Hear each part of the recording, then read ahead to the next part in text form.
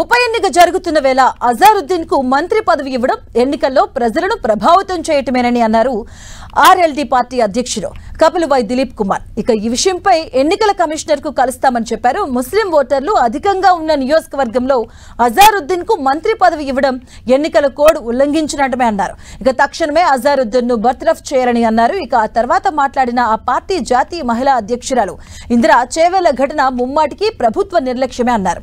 ఉచిత బస్సుల పేరిట మహిళల ఊపిరి తీయవద్దంటూ ప్రభుత్వానికి సూచించారు.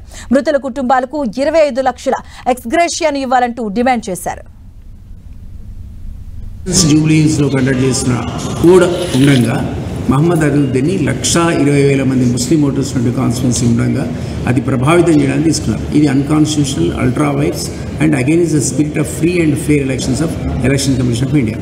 కాబట్టి మా డిమాండ్ అంటే తక్షణమే గవర్నర్ గారు రాసాం, చీఫ్ ఎలక్షన్ కమిషనర్ రాసాం. ఇప్పుడు 3 గంటలకు మధ్యాహ్నం చీఫ్ ఎలక్టరల్ ఆఫీసర్ గారు టైం ఇచ్చారు. వారిని డిమాండ్ చేస్తున్నాం అజారుద్దీన్ తక్షణమే క్యాబినెట్ నుంచి తీసేయాలి. లేకపోతే ఆయన ఓటర్లను ఇన్ఫ్లుయెన్స్ చేస్తారు. అప్పుడు ఫ్రీ అండ్ ఫెయిర్ ఎలక్షన్ కాదు. చేవేళ్ల ప్రమాద సంఘటన గురించి మేము ఆర్ఎల్డీ పార్టీ తరఫున తీవ్ర దిగ్భ్రాంతిని తెలియజేస్తున్నాము.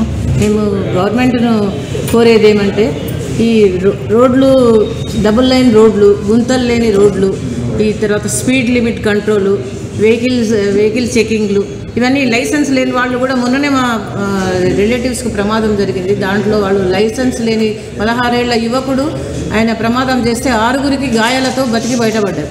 ఇలాంటి సంఘటనలు గవర్నమెంట్ నిర్లక్ష్యమే కదా, వాళ్ళని చెకింగ్ చేయకపోవటం ఇదంతా. కాబట్టి నేను గవర్నమెంట్ను రోడ్ల పరిస్థితి మెరుగు చేసి ప్రజల ప్రాణాలను కాపాడమని కోరుకుంటున్నాను.